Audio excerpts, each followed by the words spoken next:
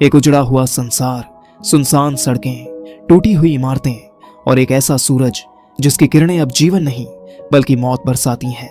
यह कहानी है एक अकेले इंसान की जिसने इस वीरान दुनिया में भी उम्मीद को जिंदा रखा, लेकिन उसके पास समय कम है। यह है फिंच, एक आदमी, एक कुत्ता और एक रोबोट की अनोखी कहानी। धरती तबाह हो चुकी है, इंसानियत का नामो निशान मिट गया है और जो कुछ बचा है वो सिर्फ खंडहर और धूल है। फिंच एक उजड़े सुपरमार्केट में दाखिल होता है। चारों ओर बिखरी चीजें, सन्नाटा और दीवारों पर समय की मार। उसकी आंखें स्कैन करती हैं, क्या कुछ बचा है? फिंच को वहां एक बोतल मिलती है जिसे देखकर वह डेवी को उठाने के लिए कहता है। वह अभी भी खाने की चीजें ढूंढ ही रहा होता है, तभी अचानक तेज आवाज आती है। फिंच थोड़ा डर जाता है, लेकिन जब वह आवाज की दिशा में जाता है तो देखता है कि वह एक दरवाजा था जो हवा से हिल रहा था और आवाज कर रहा था। फिर वह कुछ खाने का सामान लेकर बाहर आता है और वहां मार्क कर देता है ताकि बाद में पहचान सके। इसके बाद कहानी आगे बढ़ती है और हम देखते हैं कि फिंच अपने ट्रक में बैठकर खाने की तलाश में किसी और जगह जाने लगता है। फिंच को ज्यादा देर तक वहां नहीं रुकना चाहिए, लेकिन फिर भी वह जल्दी से खाने का सामान इकट्ठा करता है। इसी दौरान वह कुछ डॉग फूड भी उठा लेता है, क्योंकि गुड़ियर ही उसकी जिंदगी का सबसे अहम हिस्सा है। काम खत्म करके फिंच उस जगह को मार्क कर देता है ताकि दोबारा वहां जाने की जरूरत न पड़े। अब वह अपने ट्रक से शहर से बाहर निकलता है, लेकिन तभी अचानक फिंच का सूट एक चेतावनी देता है।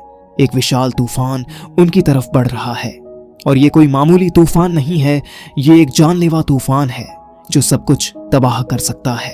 फिंच तेजी से अपने ट्रक को मोड़ता है और पूरी रफ्तार से भागने लगता है, लेकिन तूफान उसके पीछे पीछे तेजी से बढ़ रहा है।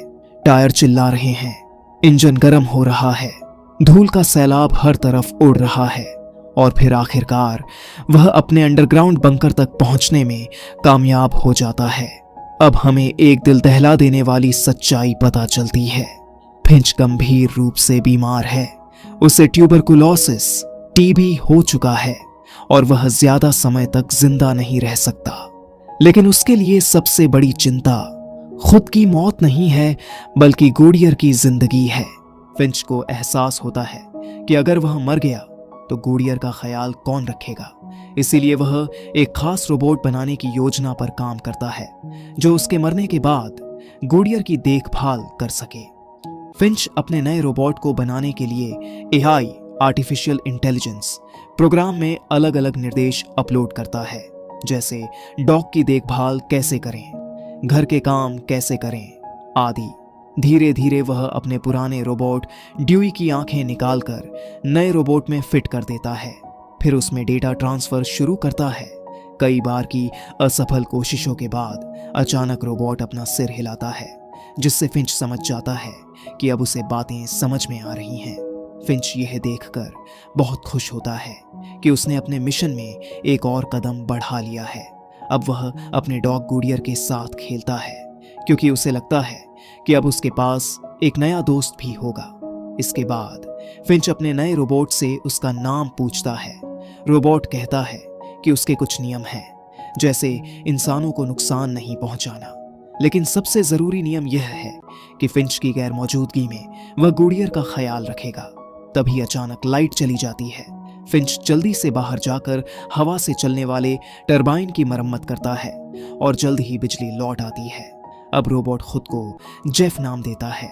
इसी दौरान जेफ मौसम का विश्लेषण करता है और बताता है कि अगले 24 घंटों में 4 भयंकर तूफान आने वाले हैं और यह तूफान पूरे 40 दिनों तक चलेंगे।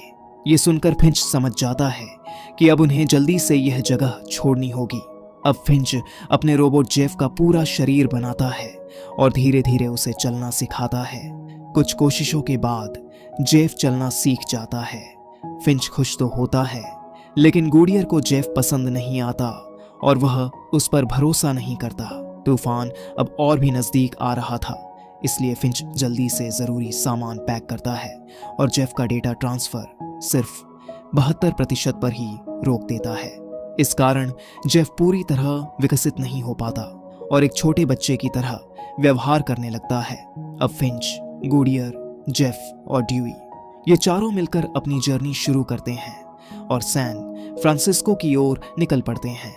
रास्ते में जेफ हर चीज इसको लेकर बहुत उत्सुक होता है और फिंच की हर हरकत को सीखने की कोशिश करता है।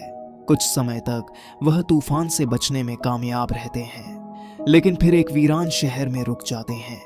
यहाँ फिंच जेफ को बाहर बुलाता है और उसे सिखाता है कि खाने की चीजें कैसे खोजनी है।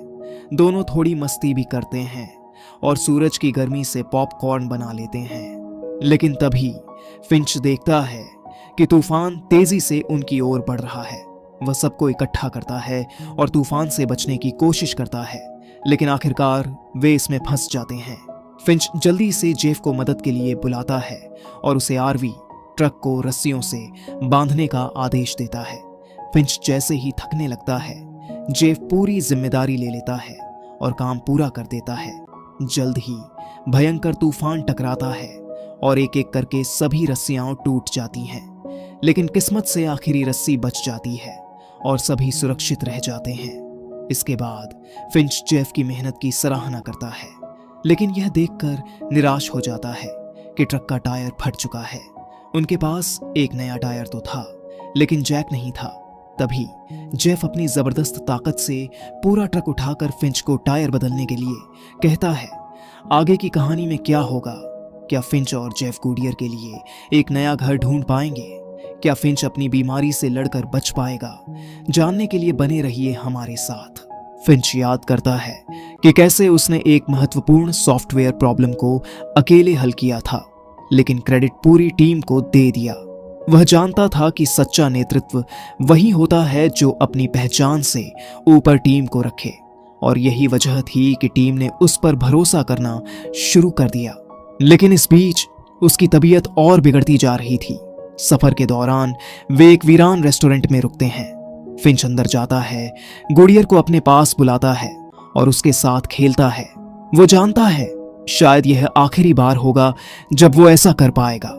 उधर जेफ बाहर आरवी के साथ छेड़छाड़ करने लगता है। वह म्यूजिक ऑन करता है और ड्राइविंग सीखने की कोशिश करता है, लेकिन धड़ाम, एक जोरदार झटके से आरवी एक कार से टकरा जाती है। फिंच दौड़ता हुआ बाहर आता है, लेकिन जेफ बिल्कुल मासूमियत से बहाना बनाता है। फिंच गुस्से से भर उठता है। वो चिल्लाकर कहता है, तुम्हारा सिर्फ एक ही काम है, जेफ, गुडियर का ख्याल रखना। इस घटना के बाद फिंच जेफ को खुद ड्राइविंग सिखाने का फैसला करता है। पहले तो जेफ क्लमजी था, लेकिन धीरे धीरे सीखने लगता है। फिंच यह देखकर थोड़ा सुकून महसूस करता है, लेकिन गुडियर अब भी जेफ पर भरोसा नहीं कर रहा था। रात को वे सड़क किनारे कैंपिंग करते हैं। आसमान में रंग बिरंगी रोशनी, नॉर्दर्न लाइट्स फैली हुई थी। जेफ उत्साह से कहता है, हम रात में सफर कर सकते हैं क्योंकि दिन के उजाले में खतरा है।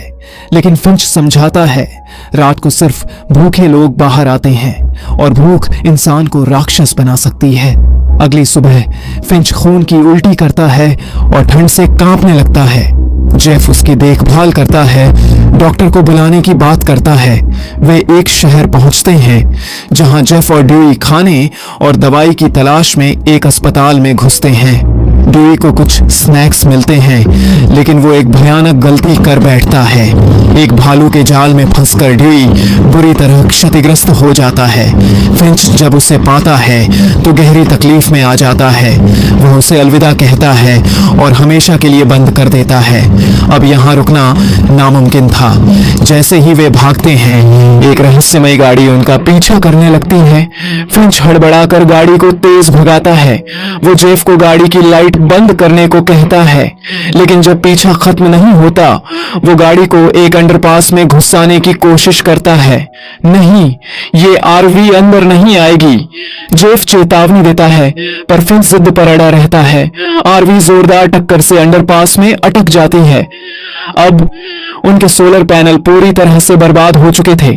फिंच खुद को दोषी ठहराने लगता है, मैंने बहुत बड़ी गलती कर दी। खौफनाक सच और एक अंतिम विदाई। रात में बारिश में खड़ा जेफ एक नई उम्मीद लेकर आता है। फिंच, हम अब भी सैन फ्रांसिस्को पहुंच सकते हैं। उस रात फिंच अपने सबसे गहरे डर को जेफ के सामने उजागर करता है। वो बताता है, मैंने गुडियर को एक बैग में छुपा हुआ पाया था, डरा सहमा, अकेला। उसने कसम खाई थी कि उसे कभी अकेला नहीं छोड़ेगा, लेकिन आज वह जानता था कि अब ज्यादा दिन नहीं बचा। अगली सुबह वो जब उठता है तो जेफ खिड़की पर बैठी तितली को देखता है। फिंच अपना हाथ सूरज की रोशनी में बढ़ाता है और कुछ नहीं होता। यूवी रेडिएशन अब जानलेवा नहीं था। हम बच गए।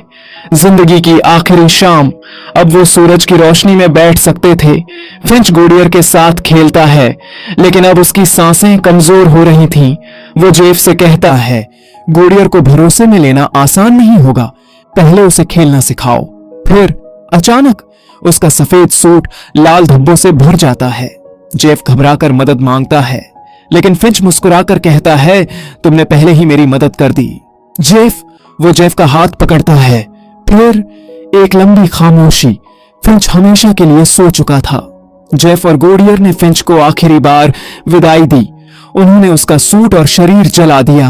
अब एक नई जिम्मेदारी जेफ के कंधों पर थी। गुडियर अब उस पर भरोसा करने लगा था। वे सैन फ्रांसिस्को पहुंचे, जहां गोल्डन गेट ब्रिज पर लोगों के संदेश लिखे थे, इस दुनिया में अब भी इंसानियत जिंदा है। जेफ ने फिंच, गुडियर और अपनी तस्वीर उस पुल पर चिपका दी और फिर नई मंजिल की तलाश में आगे बढ़ गया।